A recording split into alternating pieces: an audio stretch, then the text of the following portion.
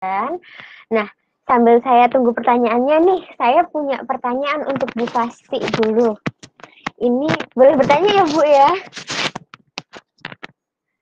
Oke, silakan. Ini kan tadi mengenai makanan seperti pufa, terus tadi juga ada untuk folat, zat besi. Nah, ini saya ingin menanyakan Bu mengenai makanan dan minuman yang bisa meningkatkan HB selama hamil. Karena kan tadi juga ada masalah seperti anemia ya Bu ya tadi. Nah, itu bagaimana ya Bu? Gitu. Oke.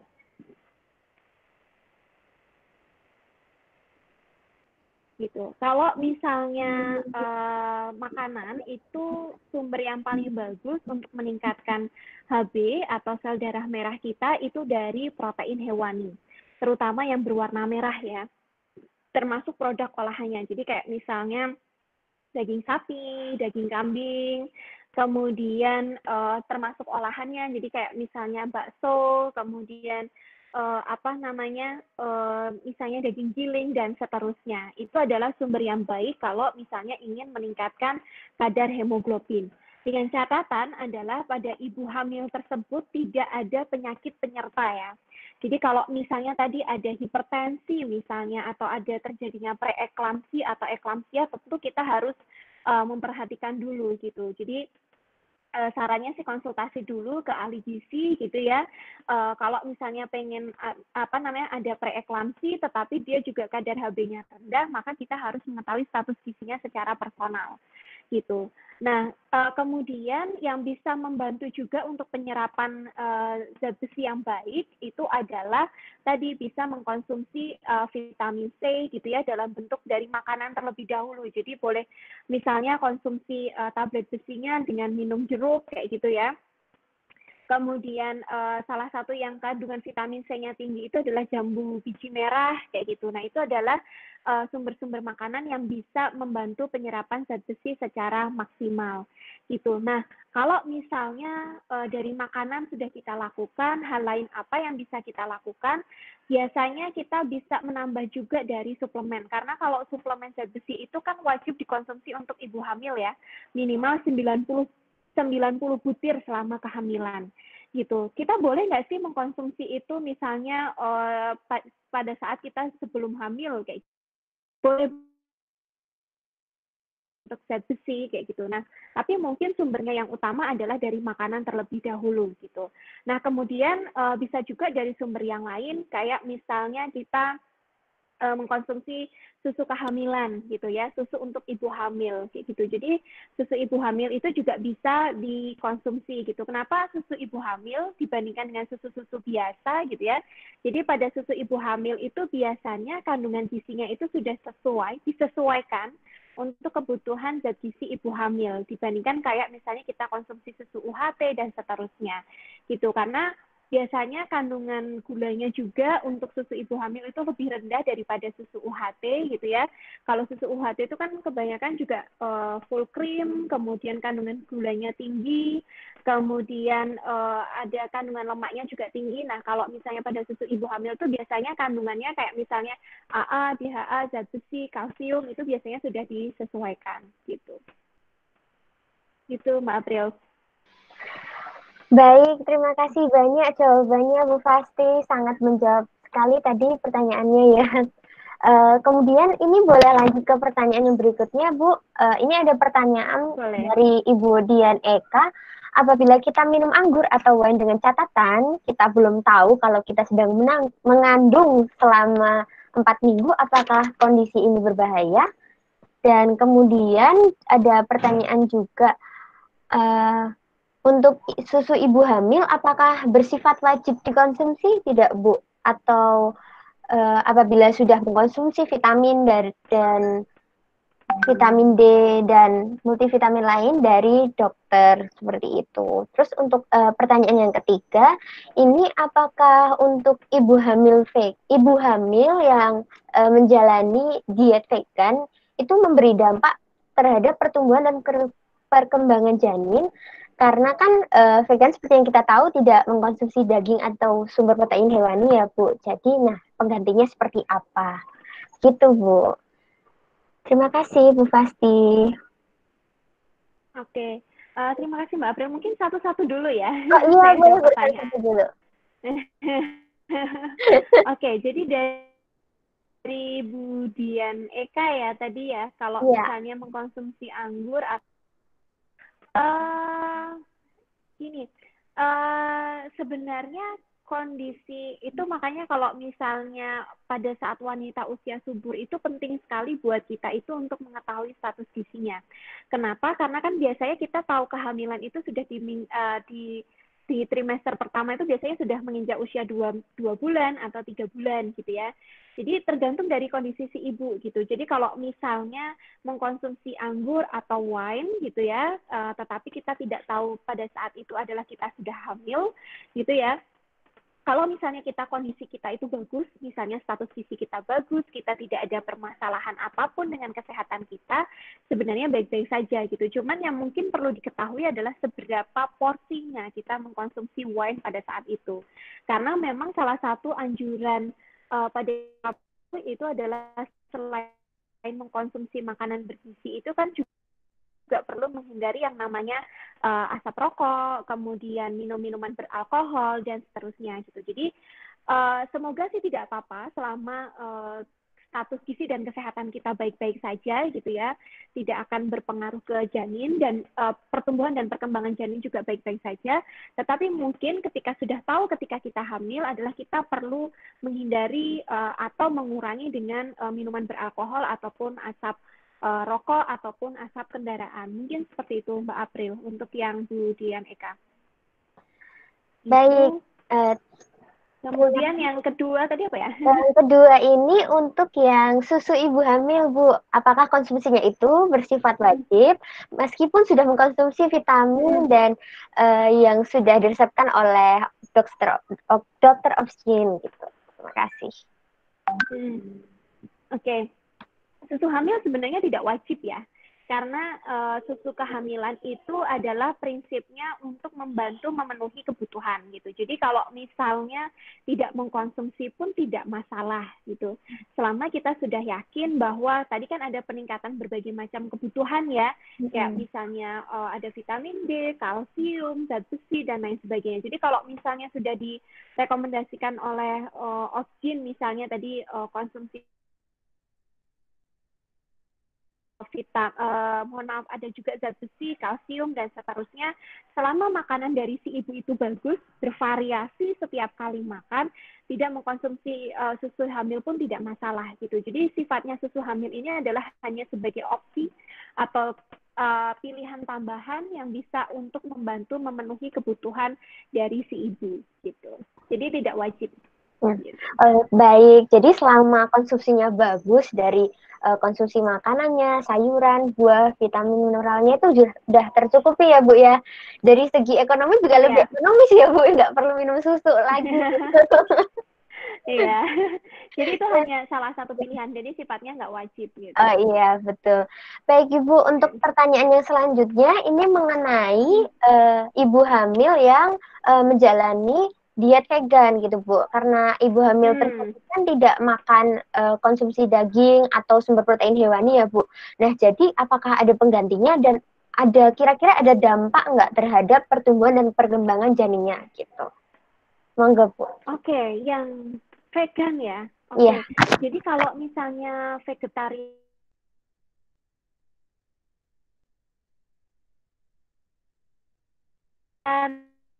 lakto dari Bu Himawati ini kayaknya vegan murni ya, karena tidak mengkonsumsi sama sekali daging ataupun sumber protein hewan yang lainnya.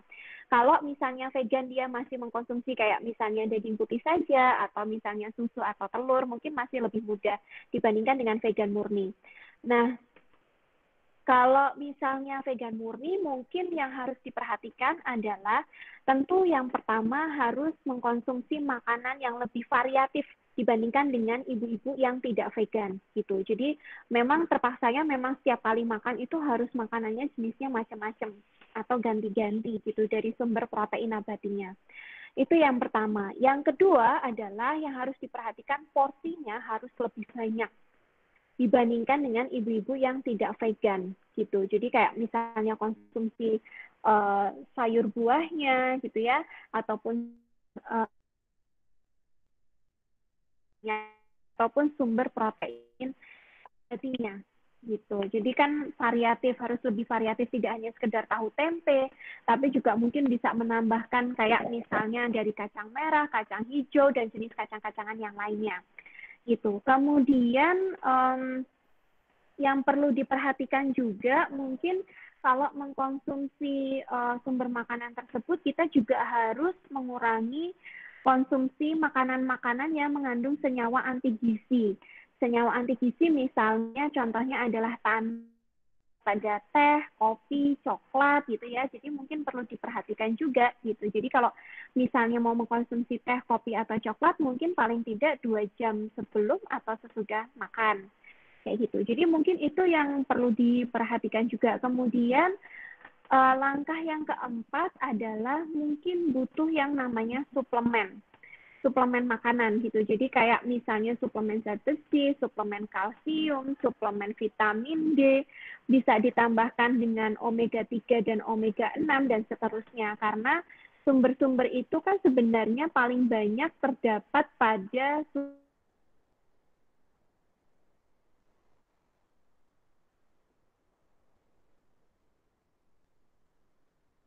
jadi kalau misalnya vegan gitu ya, tentu membutuhkan suplementasi yang lebih baik gitu. Mungkin begitu Mbak April. Oh iya, baik Bu. Terima kasih. Berarti boleh lebih amannya juga boleh konsumsi kalsium, mineral, vitamin D tambahan gitu ya Bu ya.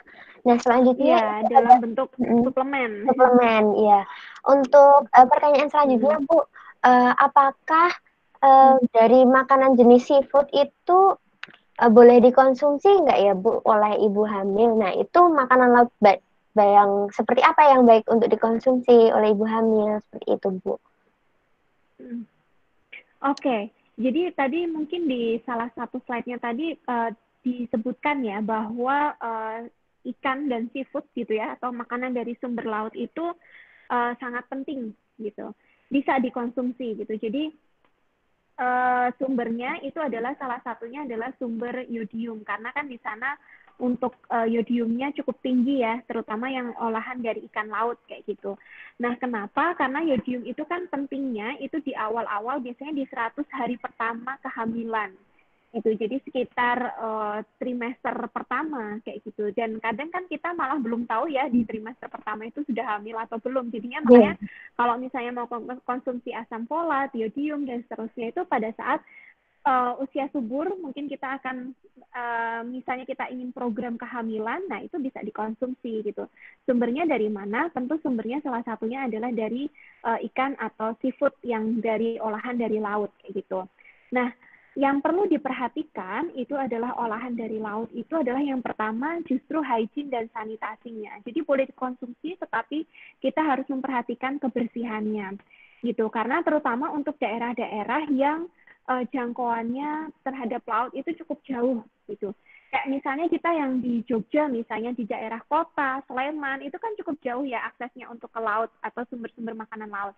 Tentu kita perlu memperhatikan kalau misalnya kita pengen mengkonsumsi cumi, udang, atau ikan-ikan laut, tentu kita perlu memperhatikan dari kebersihannya, kesegarannya, kayak gitu. Kemudian cara pengolahan yang tepat gitu. Karena pada ikan dan seafood itu kan juga dia mengandung ada yang alergi misalnya, kemudian kalau sudah tidak segar gitu kan biasanya kan ada juga olahan-olahan ikan itu yang tidak hanya sekedar dicampur es ya, tapi ada juga yang ditambahkan dengan nitrit atau nitrat gitu biar awet atau misalnya formalin dan lain sebagainya. Jadi yang perlu diperhatikan itu gitu. Jadi dari kebersihan serta keamanannya untuk mengkonsumsi. Gitu. Jadi boleh dikonsumsi boleh kayak gitu selama kita catatan tidak alergi gitu kan karena kalau alergi itu kan juga ada konsumsinya sampai seberapa sih yang bisa menimbulkan alergi kayak gitu. Nah, mungkin yang perlu diperhatikan adalah kebersihan dan keamanannya. Nah, gitu. Baik, jadi harus smart milih bahan seafood segarnya gitu ya Bu ya. Baik, untuk Iya, pertanyaan betul. selanjutnya Bu, ini untuk ibu hamil dengan sakit diabetes dan hipertensi, menu yang dianjurkan kira-kira seperti apa Bu secara garis besar? Itu. Halo, Mbak April. Suaranya Oh putus-putus iya, tadi saya. untuk ibu hamil dengan sakit diabetes dan hipertensi, kira-kira menu gambarannya secara garis besar gimana ya Bu? Seperti itu yang harus. Oke, ini pertanyaannya cukup sulit ya. Oke, mungkin saya tidak bisa menjawab secara detail di sini. Perlu yang namanya konsultasi pribadi ke ahli gizi, selain itu ke dokter kandungan dan juga ke dokter penyakit dalam kayak gitu. Jadi kalau misalnya untuk diabetes sama hipertensi sih prinsipnya secara umum adalah kalau misalnya diabetes itu pasti dari jenis, jumlah dan jam makannya pasti itu dari jenis makanannya, kemudian porsinya. Kemudian kalau misalnya ada hipertensi, pasti ada yang namanya pembatasan dari asupan garam gitu. Jadi Ibu Asnaf, mohon maaf mungkin saya tidak bisa menjawab detail karena terus terang saya belum tahu misalnya status gizi dari Ibu badan, tinggi badan untuk mengukur indeks massa tubuh. Kemudian selain itu saya juga perlu melihat kayak misalnya hasil dari pengukuran tekanan darah, kemudian hasil dari pengecekan gula darah juga, baik itu gula darah puasa maupun gula darah 2 jam postprandial ya, gula darah puasa dan gula darah 2 jam setelah makan kayak gitu. Karena kita juga perlu ngecek apakah di sini ada adakah kolesterol, trigliserid, karena biasanya kalau ada diabetes itu ada lipid-lipid yang lain itu juga biasanya menyertai juga kayak gitu. Gitu. Paling secara umum untuk yang diabetes sama hipertensi, salah satu yang perlu ditingkatkan itu adalah asupan dari sayuran. Apakah kalau misalnya kita tidak mengkonsumsi sayuran bisa diganti dengan buah, itu juga apa? Karena ada beberapa jenis buah itu yang kandungan gulanya tinggi, yaitu fruktosanya. Dan pada beberapa ibu hamil itu juga untuk fruktosa itu juga ada yang dibatasi gitu. Dan berdasarkan prinsip dari gizi seimbang pun, bahwa sayuran itu memang harus lebih banyak daripada porsi 3 sampai dengan 5 porsi gitu ya. Kalau buah-buahan cukup 2 sampai dengan 3 porsi per harinya. Mungkin seperti itu nih, Mbak April. Oh iya, baik Bu. Terima kasih. Jadi lebih amannya nanti konsultasi dulu ketemu sama ahli gizinya gitu ya Bu ya, biar nanti bisa dicek satu persatu dari status Betul. gizinya gitu. Baik, untuk pertanyaan yang selanjutnya Bu, ini untuk yang promil nih Bu, ada yang tanya, ada yang belum hamil nih. Jadi untuk persiapan program hamil, kira-kira makanan dan vitamin apa ya Bu yang perlu dikonsumsi selain suplementasi asam folat dan vitamin yang lain Bu? Seperti itu. Oke, baik. Untuk pertanyaan dari Mbak Nidia ya, untuk program hamil, apa aja yang harus dikonsumsi? Sebenarnya kalau misalnya pengen dikonsumsi itu, yang mengkonsumsi tidak hanya si ibu gitu, tetapi juga pasangan kita gitu. Karena kan yang namanya anak itu kan kromosomnya setengah dari ibu dan setengah dari si bapak gitu. Jadi dua-duanya nih harus bagus gitu, baik dari makanannya maupun dari status gizinya gitu. Jadi kalau misalnya pengen program hamil, makanya dua-duanya itu juga harus memperbaiki asupan makanannya gitu. Jadi apa saja yang bisa dikonsumsi sebenarnya sumber apapun gitu, dengan menerapkan tadi yang namanya gizi seimbang gitu. Gizi seimbang itu gimana? Gampangnya tuh begini. Jadi di dalam piring makanan kita itu adalah ada sepertiga itu adalah sumber dari karbohidrat, bisa nasi, bisa kentang, bisa mie, dan seterusnya. Sepertiga itu adalah, jadi hampir sama seperti sumber nasi kita, sepertiganya adalah harus ada sayuran, baru sepertiga sisanya itu adalah lauk pauk, baik itu adalah nabati maupun hewani. Gitu. Yang diutamakan terlebih dahulu adalah memperbaiki dari pola makan kita. Gitu. Kemudian bisa ditambahkan setelah itu misalnya konsumsi cairannya juga harus bagus. Kemudian ditambah juga dengan aktivitas fisik karena diet tanpa aktivitas fisik itu juga sama saja bohong kayak gitu. Jadi aktivitas fisik itu apa di sini? Jadi aktivitas fisik di sini itu adalah olahraga maksudnya. Karena aktivitas fisik itu olahraga itu berbeda dengan aktivitas fisik lainnya. Misalnya saya di rumah sehari-hari sudah nyapu, ngepel kok kayak gitu misalnya. Itu bukan olahraga. Karena yang dinamakan olahraga itu ada intensitasnya. Jadi bisa dilakukan misalnya seminggu 3 kali minimal 30 menit kayak gitu. Itu yang pertama. Kemudian yang kedua, misalnya kita dari status gizi kita itu adalah KEK ya. Misalnya dari tadi lingkar lengan atasnya kurang dari 23,5 gitu. Boleh nggak mengkonsumsi yang lain? Bisa ditambahkan misalnya kan juga banyak ya produk di tempat kita kayak misalnya susu-susu untuk istilahnya untuk program kehamilan. Itu tidak wajib hanya untuk membantu memenuhi kebutuhan saja gitu ya. Karena memang yang diutamakan itu adalah dari sumber makanan terlebih dahulu sebelum kita mengkonsumsi suplemen gitu. Jadi suplemennya misalnya kalau misalnya ingin ditambahkan, mungkin yang bisa ditambahkan misalnya ada asam folat, kemudian vitamin D, kalsium kayak gitu ya untuk persiapan kehamilan itu bisa kayak gitu. Atau misalnya multivitamin gitu. Itu kalau multivitamin kan banyak ya, jadi dalam satu tablet itu bisa macam-macam vitamin gitu. Mungkin begitu, Mbak Pram. Oh baik Bu, berarti boleh makannya pasangannya juga ikut makan gitu ya Bu ya, biar sama-sama begitu. Baik, mungkin ini pertanyaan terakhir boleh Bu? Masih banyak. Gimana? Ini pertanyaan terakhir Bu, atau sebenarnya ini masih ada beberapa yang belum terjawab. Oke, coba kita jawab satu persatu dengan cepat ya. Oh iya baik Bu, kita jawab cepat ya Bu. Yang pertama nih, apakah benar tidak boleh mengkonsumsi makanan yang dibakar? Oke, untuk ibu hamil ya? Iya. Oke, jadi sebenarnya tidak hanya untuk ibu hamil. Makanan yang dibakar itu kekhawatirannya yang bagian hitam-hitam. Jadi kalau misalnya kita konsumsi sate itu kan biasanya ada yang hitam-hitam ya.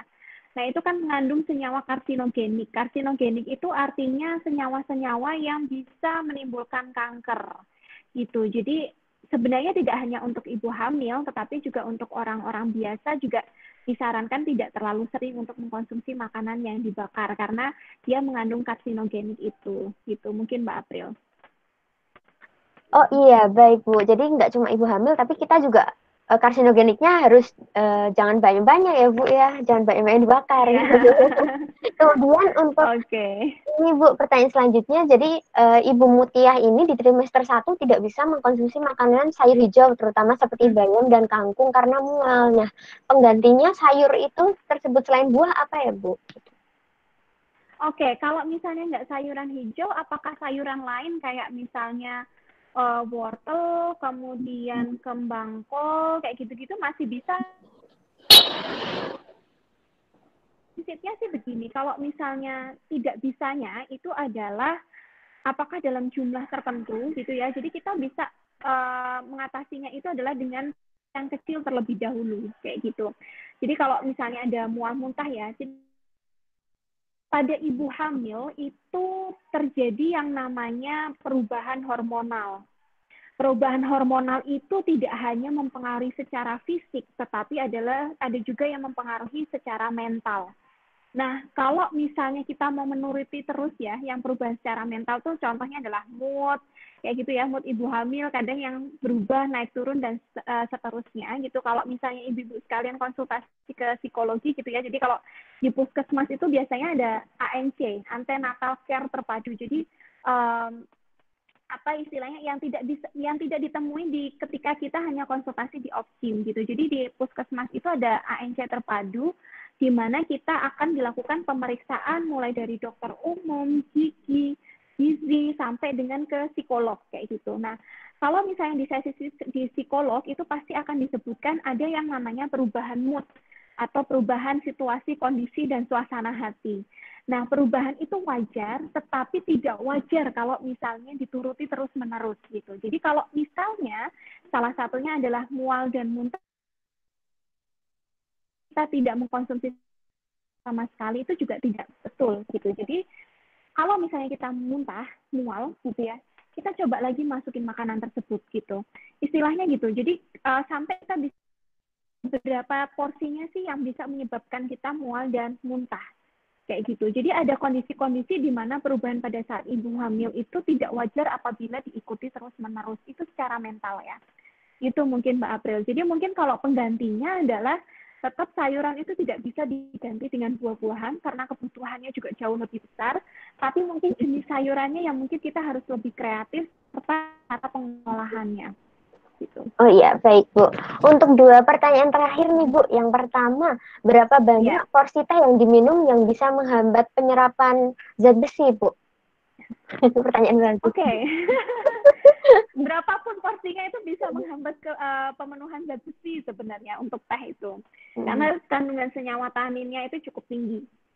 Selain itu juga sebenarnya teh itu sendiri itu mengandung senyawa antioksidan sebenarnya yang sangat bermanfaat untuk tubuh kita. Tetapi memang kelemahannya dia ada senyawa anti gizinya juga gitu. Jadi kalau misalnya mau mengkonsumsi itu, janganlah mengkonsumsi barengan ketika kita misalnya habis minum tablet suplementasi zat besi atau habis dari makan kayak gitu.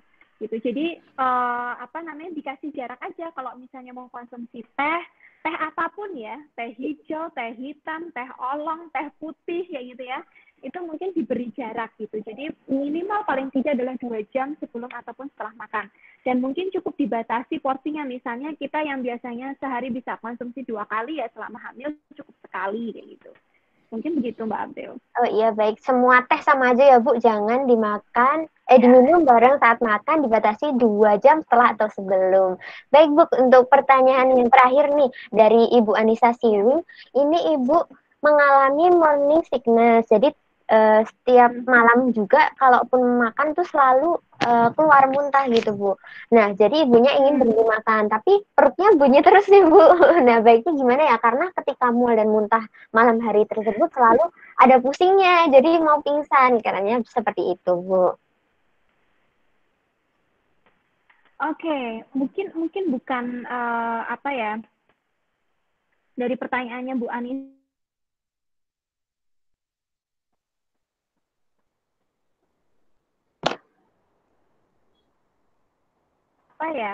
Mungkin penanganannya porsinya itu adalah yang pertama porsi kecil gitu ya, konsumsi makanannya porsi kecil tapi sering yang pertama.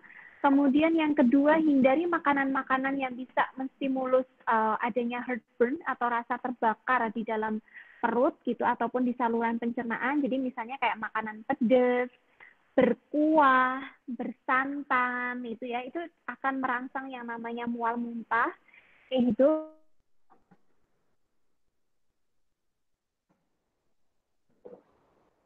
Juga yang makanan-makanan yang ringan gitu ya. Jadi porsinya kecil tapi cukup mengandung energi yang cukup tinggi kayak gitu. Biasanya bisa diperoleh dari snack-snack ya. Kayak gitu. Jadi kayak misalnya dari cookies, kemudian dari cake kayak gitu. Jadi kalau misalnya makanan yang dia sifatnya berkuah gitu ya, dan berbumbu tajam biasanya itu cukup merangsang mual muntah, kemudian bersantan, kemudian juga yang gorengan itu biasanya juga cukup merangsang untuk mual muntah gitu. Jadi kalau misalnya mau mengkonsumsi makanan-makanan tersebut yang kecil gitu ya, secukupnya misalnya 2-3 sendok makan kayak gitu. Kalau misalnya ada mual bisa berhenti dulu gitu, dilanjutkan nanti. Kemudian juga disarankan pada ibu hamil yang ada mual muntah itu sering-sering bawa cemilan gitu kalau misalnya ada mual muntah. Jadi cemilannya bisa kayak misalnya crackers atau misalnya kue-kue yang dia kecil ya, tetapi kandungan energinya cukup tinggi. Gitu mungkin Mbak April. Oh ya, baik Bu, sangat menjawab sekali untuk pertanyaannya. Terima kasih Bu Fasti sudah menjawab semua pertanyaan yang sudah disampaikan oleh partisipan semua. Sungguh sangat menjawab keresahan calon ibu dan ibu-ibu sekalian gitu ya Bu ya. Nah, ini karena tadi banyak yang bertanya Bu, kan ini udah ada yang ngisi post test ya. Jadi ini nanti kalau sudah mengisi post test akan dibagikan link dan juga rekaman dari video presentasi materi pada hari ini. Nah, selanjutnya saya apresiasi juga, terima kasih kepada partisipan sekalian yang sudah bertanya. Tadi banyak sekali pertanyaannya dan sangat menarik untuk dibahas ya, Bapak Ibu sekalian.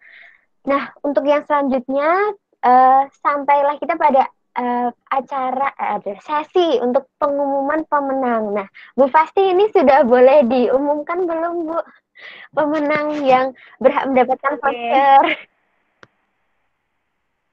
Baik, ini ada titipan dari adminnya Gizigo, jadi nanti diumumkannya setelah mengisi post-test serta posting mengenai kelas Gizigo pada hari ini di Instagram, nanti akan dihubungi oleh admin, akan ada satu orang yang untuk mendapatkan voucher belanja senilai 50.000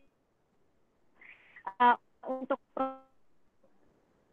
dan lactation pregnancy ataupun lactation coklat gitu ya. Jadi coklat yang bisa membantu untuk memenuhi kebutuhan zat gizi pada ibu hamil dan ibu menyusui. Dan satu lagi itu adalah voucher dari Pengilon gitu ya. Jadi dari restoran sehat Pengilon nanti senilai 50.000 juga gitu. Jadi nanti akan dihubungi oleh admin Gizigo 2 orang yang beruntung untuk mendapatkan voucher tersebut setelah mengisi post-test serta posting mengenai kegiatan kelas ini, dan jangan lupa untuk tag Instagramnya dari gizigo.id gitu.